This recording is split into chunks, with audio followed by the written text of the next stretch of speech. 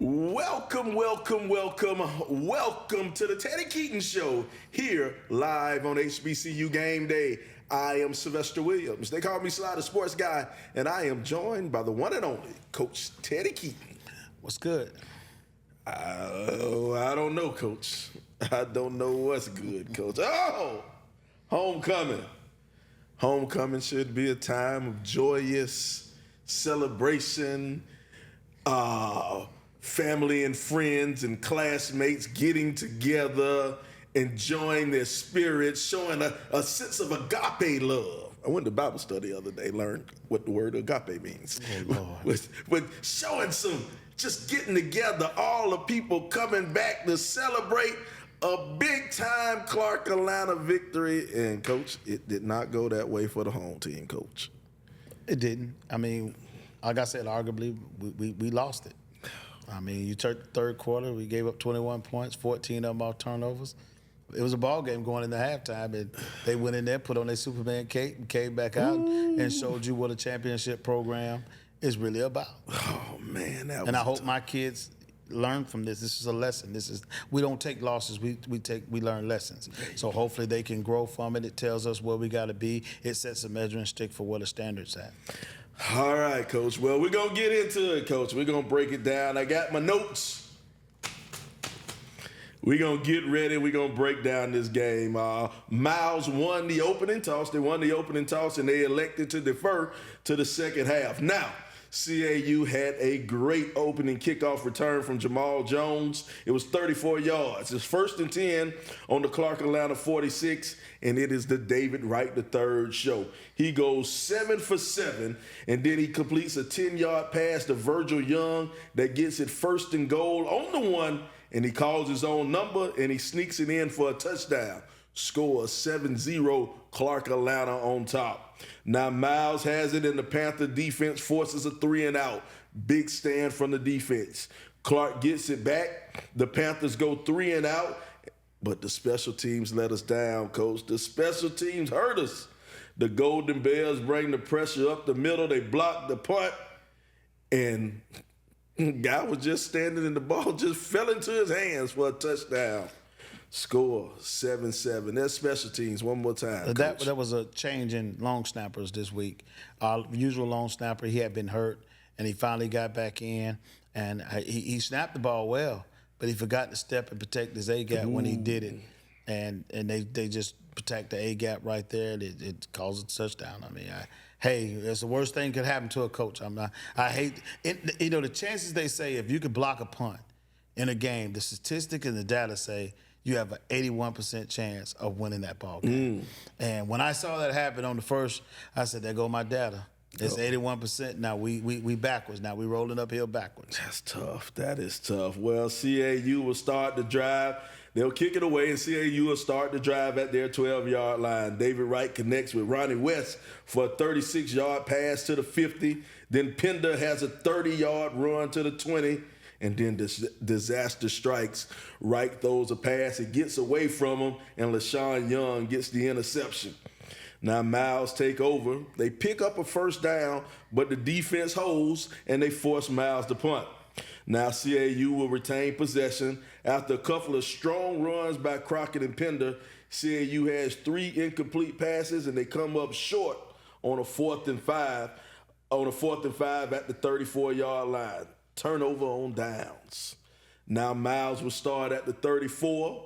They'll pick up a first down, but the Panther defense steps up one more time, forces Miles to punt. CAU will take possession on the 5-yard line. Man, these punts are putting us inside the 5-yard line and 5-yard line. We just keep doing it. Here we go. The Panthers will go 3-and-out. Cabrera, he'll kick a nice 41-yard punt, but fails, returns it to the Clark Atlanta 39-yard line. Now Miles will have excellent field position, and it doesn't take long. 5 plays later, England hits Peterson for a 20-yard touchdown pass, score 14-7. Now, both teams, they'll trade 3-and-outs, then Clark Atlanta will have it, and Wright throws an interception. But hold on. roughing the passer. The penalty negates the pick, but the Panthers can't take advantage of that blessing and they're forced to punt. Miles goes on another 3 and out, and then we'll head into the half. Score 14-7. 14-7 at the half. Now, Coach, 14-7, technically your defense only gave up 1 touchdown, and then it was on a short field, a 30-yard field for them to get the touchdown. So you guys in this thing. It's a big-time game. You aren't really getting beat, but you are getting beat. So what do you say at halftime, Coach? There's nothing to say. Just keep playing good football. You talk about the adjustments that we're going to make versus the things that they were doing. We came out and did some things that we could do, but you can't turn the ball over. I mean, that's just what it is. If you turn the ball over, I think we turned it over 3 or 4 times. Could have been 6 because a couple of them they dropped. Yeah. And, you know, it's just there's some things they did in the secondary to confuse some of the routes and redirect some things in the way they wanted it to go. It is what it is. I mean, it's football. That's what we do. It is what it is. Well, we're at halftime, and at halftime, you know, you have all your celebrations. The band comes out, the alumni bands. You crown the homecoming queen and king, and, you know, that extra long halftime, boy. Now, this is the thing. Now, Coach, you know, you've been coaching for a long time. Now, how do you deal with halftime? Especially HBCU halftime. How do you get your team? Because you know, I think it's 25 minutes. We know that's what it is. They're gonna put 20 minutes on the clock, but you know they got an extra 5, and the band director gonna steal 2 more, so it'll be 27.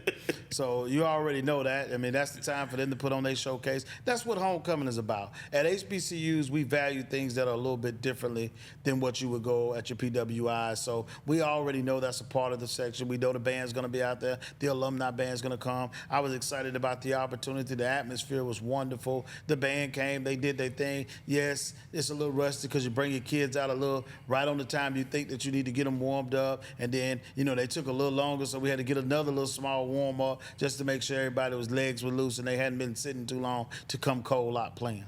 There you go. Well, I always tell people it's not a game, it's an experience. That's right. When you go to an HBCU game and you have an experience. All right. Well, we're going to take a little bit of time to talk about our staff member of the week. Staff member of the week, Naja Warner. Naja Warner, she is the director of football operations here at Clark Atlanta University.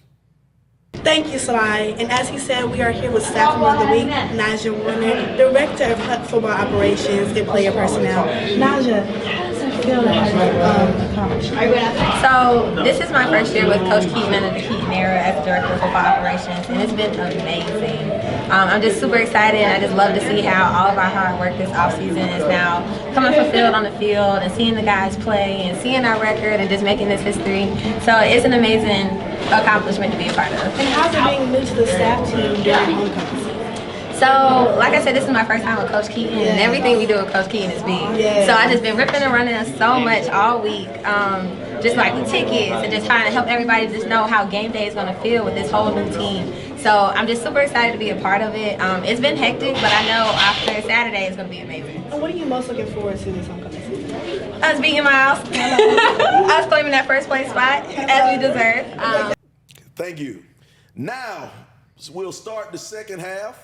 Miles will get it to start the second half, and they drive down the field. It's a 7-play, 75-yard drive. Leatherwood gets loose for a 27-yard touchdown run. Scores now 21-7.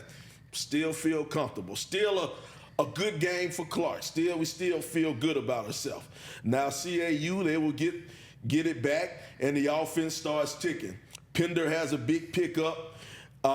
And a nice completion to Harris, a couple of rushes by Wright and Jones, then Wright throws a flare route to Jones, and he coughs it up. Hudson David takes it 62 yards to the 14. Wright comes down, and Wright tracks him down, shows some of that speed, and tracks down Hudson Davis to get the tackle. Now, I'm not going to put you on the spot because I know we can't talk about certain officials and stuff like that. But, Coach, I'm going to say it for myself. When I saw the pass, he caught the pass, He did not make a move. He didn't turn upfield in my eyes. He ain't turned upfield. He didn't make a football move, but they called it a fumble. I don't like it. One of those things we got to live with, Coach. I don't want you to say nothing about it. I'm going to say something. Don't say nothing, Coach. I don't want you to. Said, what the explanation with it. See, without instant replay, and I think the coaches in this league has been trying to fight. See, some of the schools in D2 have it. See, that's a bang-bang play, a game momentum-changing play. Any other situation, that would have been called incomplete. But now we'll have to wait till we watch the film, and we all see it's not a – he didn't make a football move, but that would have been incomplete. We still got the ball. We're moving the drive. Now we got to go back, and they get 7 points out of the deal, and ain't nothing we can do about it. That's just not – you can't really blame the officials for that. We don't have instant replay, and I think it's something that we're going to spend more time this offseason reviewing because there's a lot of calls that get called. We had a call with roughing the passer. What was it? It wasn't roughing the passer. It was unnecessary roughness. And the quarterback had became a runner. So he's live. I don't know how we get a call that, but, you know, those are things that you have to have instant replay to be able to overturn. So we all make judgment calls. Sometimes they're good, they're sometimes bad. I'm not going to say the referees were wrong or right because that's a judgment call. Yeah. That's a tough one. Well, Miles, they'll waste no time angling to Pierre for a 14-yard touchdown pass. Scored 28-7. 28-7. Now Clark has it back, and on the first play, Wright floats it, a pass to the sideline, and Griffin makes a house call. 32 yards, interception return for a touchdown. Score is now 35-7. Now that's one of these plays you kind of had two receivers kind of in the same area, so depends on whose family you're in. If you're David Wright family, that was a receiver problem. If you're a receiver, that was a David Wright problem. You know, that's just one of those tough things. And if you coach Keaton, it's a Clark Atlanta problem. So somebody made a bad play. We don't know all the way who fault was what, but it doesn't matter. A pick six, when it rains, it pours. We're having bad luck right now. Things are not going our way, and things are, the momentum is switching on us real fast. Now Clark Atlanta is down big now. We need something to happen. And David Wright gets it going. He'll start off with a 15-yard scramble. Then he'll hit Ronnie West for 22 yards. Now it's 1st and 10 on the 38. Wright scrambles outside of the pocket, and he hits Armand Harris for the catch of the year, Coach. I'm talking about the catch was spectacular. He threw it, and it seems like Armand reached his hand and pulled it off the defender's hip and brought it in. Coach, I was calling the game on ESPN, and we called it an incomplete pass. And then we saw the ref put his hands up. I was like, oh, my goodness, he caught it. Then they showed the replay, and I'm talking about a spectacular catch by Armand Harris. And before you say something, Coach, I want to apologize and say it right to Armand's auntie and his cousin Ashley. They called me after the game. They said his name is Armand, not Armani, not Armand A. It is Armand Harris. And I apologize to his cousin Ashley and his auntie. They got me straight. Well, Armand has been doing those things for a long time. The way he uses his body, it's almost like he can lose a ball, and it's almost like a center fielder. He can find it, track the ball. That's a trait, a talent that we didn't teach him that. He already came possessed with that, and he's a generational talent. Him, David Wright, Jamal, those are generational talent type kids that you might not be able to put that many kids together at one time to do the things that they do. You know, we fuss about David throwing interceptions and different things like that. But I asked two programs, where would they be if David Wright is not at the helm of those programs? And we see the results of one program right now because David Wright's no longer there, and I think they've won one ball game. Then you turn around, he goes to another program. They 5-2, sitting with the second best record in the conference. There you go. There you go. All right. Well, Miles will take it over, but the Panther defense, they'll bend, but they don't break, and they'll force a punt. Clark Atlanta will take over now, 1st and 10 on the 40, and on the third play, David Wright gets sacked and the ball pops out. Miles will now take over 1st and 10 at the 31. The defense is in a bad space, and this time they can't hold on. Osley, he'll rush in for a 16-yard touchdown run. Score is now 42-14. But the Panther offense, they still have some fight left in them. This time they put it together on a 4-play, 58-yard drive that took 58 seconds. It was capped off with a 31-yard TD pass to Jamal Jones. And Jamal Jones, he sold out on this one. Full extension as he dives to catch it in the end zone. Now the score is 42-21. We miss on our own side of kick attempt. And then the Golden Bears will start at the 50-yard line. It took 4 plays, but Leatherwood, he'll break off his second touchdown run. This one a 39-yard touchdown run for the touchdown. Score 49-21. Clark Atlanta, they'll start the next drive on the 17-yard line. Now Wright, he'll direct the offense there in that 5-wide receiver formation, and he goes 5 for 6 on this drive. And then he will toss a beautiful sideline kind of corner touchdown pass to Virgil Young for a 23-yard touchdown pass. Scores now 49-28. 4.5 minutes to go in the ball game. Miles, they'll end up picking up 2 first downs. That'll get them to the 2-minute warning. And then Coach Sam Shade, he lines up in either the best formation in football or the worst formation in football. It just all depends on which sideline you're standing on. And this time, it is the worst formation in football. They'll take a knee. Final score, 49-28, Coach. Took a thumping, Coach. How do you guys respond? I mean, it depends on the eyes of you looking at it. Every coach knows what his team is. Now we can go back to what I said earlier in the season when I said it was rat poison. My team is still a good football team. We don't take losses, we learn lessons. But you know, when you match your kids up recruiting-wise and when you look at them, now you see in certain areas, can your group be what it needs? And it is extremely difficult. It's extremely difficult to go undefeated in any level of football. And it's also extremely difficult to go in and play teams that are championship caliber programs. Miles College is a championship caliber program.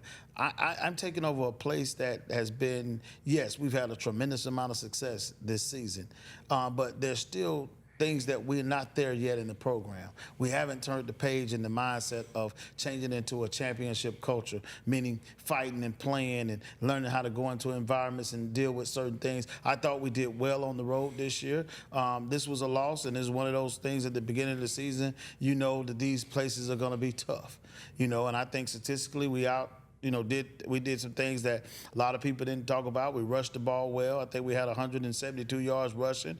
We threw for, I think we was at 430-some yards of offense, and we outdid them in a lot of areas. But, it don't matter. The only stat that really counts is the end results of the game. So when I really look at the game and I go back and you take the third quarter away where we had a significant amount of turnovers, a block kick, the whole 9, those things cost you in the game, and people don't realize how much that hurts because of the momentum switch of the game and them being able to capitalize on some of our mistakes and make some plays and give them the confidence to finish the ball game the way they wanted to finish it.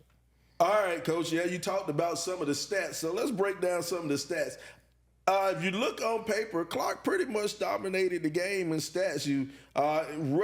Rushing Miles led 222 yards to 165, but you had 26 first downs to their 19 first downs.